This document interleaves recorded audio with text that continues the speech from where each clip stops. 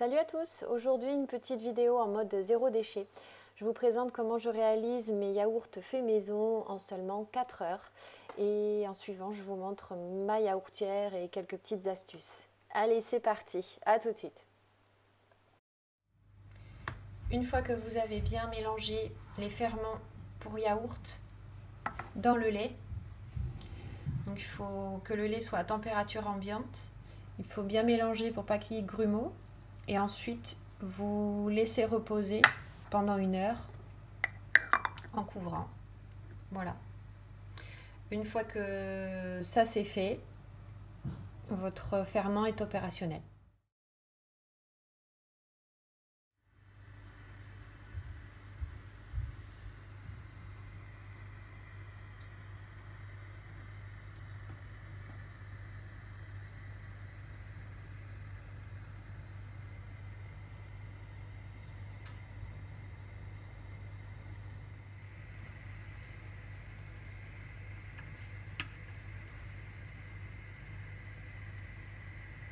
Alors pour avoir la température, il faut un peu soulever le thermomètre du fond de la casserole, sinon on a juste la température de chauffe et pas réellement celle du lait.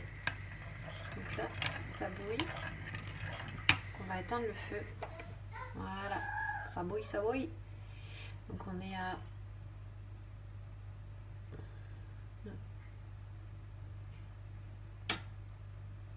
On est à 95 degrés, c'est à peu près à cette température que ça se met à bouillir. Pour le lait en tout cas. Donc moi je l'éteins avant que ça soit complètement de la mousse et que ça déborde bien sûr. Une fois que le lait est arrivé à ébullition, on le met sur le plus petit feu de votre gazinière et si vous avez des plaques, au feu le plus doux et pendant 20 minutes, on le laisse chauffer. 20 minutes se sont écoulées, je vais donc arrêter le feu et moi ce que je fais c'est que je mets le fond de la casserole dans un peu d'eau dans mon évier, dans un peu d'eau froide pour faire baisser la température. Donc j'ai plongé le fond de la casserole dans de l'eau froide. Et là donc si on voit bien, donc on est à 50 mais si on remue un peu le lait, qu'on vérifie, je pense que ça va remonter. Voilà, donc on n'est pas... Donc il faut éviter de toucher le fond de la casserole pour avoir la bonne température. Alors on peut avoir une peau qui se forme à la surface du lait. Soit on l'émulsifie, elle va se redissoudre dans le lait. Moi c'est ce que j'ai fait. Donc ça laisse un corps gras dans le lait, mais bon voilà, c'est juste c'est la crème. Voilà. Soit on peut l'enlever, c'est-à-dire qu'on peut l'attraper avec une louche ou une passoire, peut-être c'est mieux, et l'enlever complètement.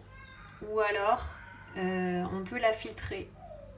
On peut la filtrer au moment où on va verser le lait dans les pots de yaourt, enfin, juste avant, on peut la filtrer. Alors on est à 50 degrés, on est bon.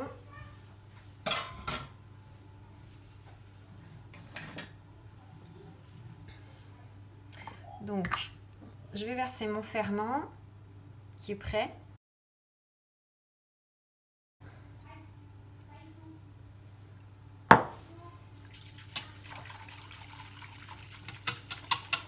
Je mélange bien au fouet pour homogénéiser.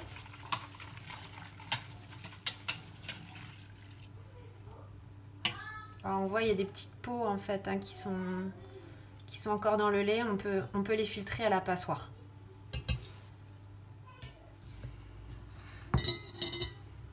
C'est là qu'il ne faut pas tout renverser à côté.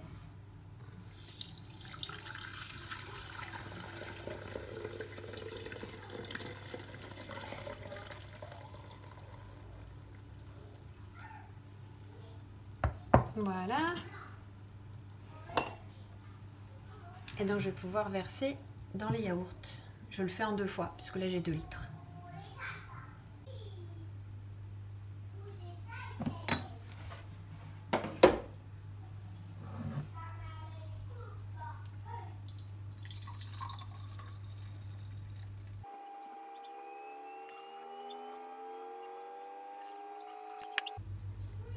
On va recharger. Hop, j'ai rajouté un pot. Il m'en manquait un. Voilà. Alors on peut rajouter au fond si on veut de la confiture. Mais je trouve que ça acidifie un peu les yaourts. Bon, c'est personnel. On pourrait mettre... moi j'aime bien mettre de la poudre de gousse de vanille ou de la poudre de cannelle dans les yaourts. Ça donne un petit goût. C'est léger mais c'est sympa. Et ensuite, plus que 4 heures à patienter. Vous laissez 4 heures en yaourtière. Et ça vous fait des yaourts qui sont bien pris, qui ne sont pas du tout acides. Et juste 4 heures. Voilà, au lieu de mettre le yaourt à froid et attendre toute une nuit, là vous les avez en 4 heures, donc il n'y a pas besoin de laisser chauffer toute la nuit. Même si c'est pas très énergivore, une yaourtière, ça consomme pas beaucoup, mais bon quand même. Donc voilà, donc ça nous fait, normalement ça fait 12 yaourts gros comme ça, mais moi comme j'ai des enfants que ça fait quand même des gros yaourts, ça nous on les mange pour un adulte, c'est très bien, pour un enfant on va donner plutôt ça. Donc voilà, vous avez quand même une bonne fournée de yaourts, nous ça nous dure une bonne semaine. Voilà, puis après on en refait et on fait tourner. Et c'est super économique et du coup plus de plastique, donc c'est top, bon, à part le plastique bien sûr du lait.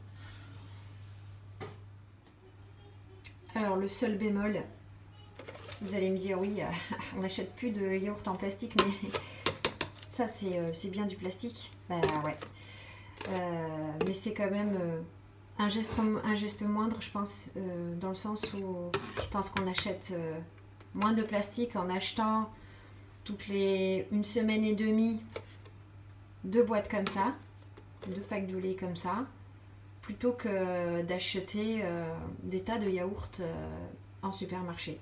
Je pense que voilà, et puis ça c'est recyclable, alors que les pots de yaourt, en tout cas dans ma commune, c'est pas recyclable encore, donc ça part à la benne aux ordures quoi. Donc c'est soit brûlé, soit enterré. Donc je préfère encore utiliser des choses comme ça, et ça au moins c'est recyclé. Les laits dans des bouteilles en verre, je veux dire, j'en ai pas trouvé vraiment, à part du lait de chèvre ou du lait de brebis. Mais moi je fais surtout avec du lait de vache. Enfin pour l'instant je fais avec du lait de vache. Ça me convient bien, mes enfants aussi. Et en plus dans les yaourts qu'on fait... soi-même, il n'y a plus de lactose. Donc j'ai quand même un enfant moi qui est réactif au lactose, et avec les yaourts fait maison, il n'y a plus de traces de lactose, donc le sucre du lait, donc il n'y a pas de souci. Alors voici ma yaourtière. Je ne ferai pas de pub, mais c'est une yaourtière de base. Il n'y a pas de minuteur, et je dirais même qu'il n'y a pas besoin. Donc là tout est prêt, mes pots sont un peu mélangés, il y a des petits, il y a des grands. Donc les grands pots sont les pots de base qui sont vendus avec le produit, donc avec la yaourtière. On a juste un témoin on-off ici. Et voilà, j'ai sorti tous mes bouchons. Et ma petite astuce, c'est que j'ai toujours mon yaourt témoin, c'est-à-dire celui-là, on sait que quand c'est celui qui reste au frigo, faut pas le manger. Pas moi. Voilà, c'est celui après qui me sert à refaire une autre fournée de yaourt. Donc voilà, petite astuce pour ceux qui ont besoin. Autre astuce, c'est de mettre une prise minuteur sur votre yaourtière, sur la prise de la yaourtière. Ça vous évite d'avoir à acheter une yaourtière avec déjà minuteur intégré. Et en général, rien que ça vous monte le prix du produit à une 60aine d'euros la yaourtière. Enfin, c'est vraiment indécent, alors qu'avec une prise minuteur, c'est super simple. Alors, pour la prise, voilà. Donc, on a la prise de la yaourtière qui est branchée sur le minuteur, qui est lui-même branché bien sûr sur une prise. Et là, on a tout le décompte avec les heures. Donc là, il est 17h30. Et après, il suffit juste, pour enclencher, vous appuyez. Voilà. Et après, vous appuyez sur tous les petits crans qu'il y a ici. Alors, moi, je vais avoir besoin de programmer une durée de 4 heures pour faire mes yaourts. Donc, une fois que les yaourts sont mis, enfin, une fois que le lait est versé dans les pots de yaourt, que la fermentation peut commencer, je mets juste pour 4 heures. Donc là, vous comptez à partir de 17h, ouais, 17h30, donc jusqu'à 21h30. Voilà. Et donc le petit témoin prouve que c'est en marche. Et du coup, la yaourtière est allumée. Et voilà. Vous avez la solution pour fabriquer des yaourts vous-même. Et une solution aussi pour limiter vos déchets en arrêtant d'acheter des yaourts en plastique et en jetant tous les jours plein de pots de yaourts en plastique. Voilà, j'ai mes petits yaourts qui seront prêts dans 4 heures. Bon, j'espère que cette vidéo vous aura servi et que ça vous aidera à passer aussi vous à l'action, c'est-à-dire essayer de prendre le chemin de limiter vos déchets en passant par un geste simple déjà. Si vous consommez régulièrement des yaourts, et ben passez à des yaourts faits maison. Ça prend pas tant de temps que ça et il suffit juste de se lancer. Allez, je vous dis à bientôt. Allez, salut.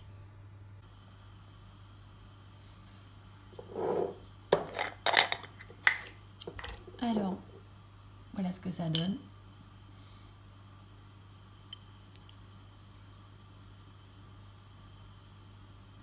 Voilà, et bien pris quand même. C'est pas du tout mou.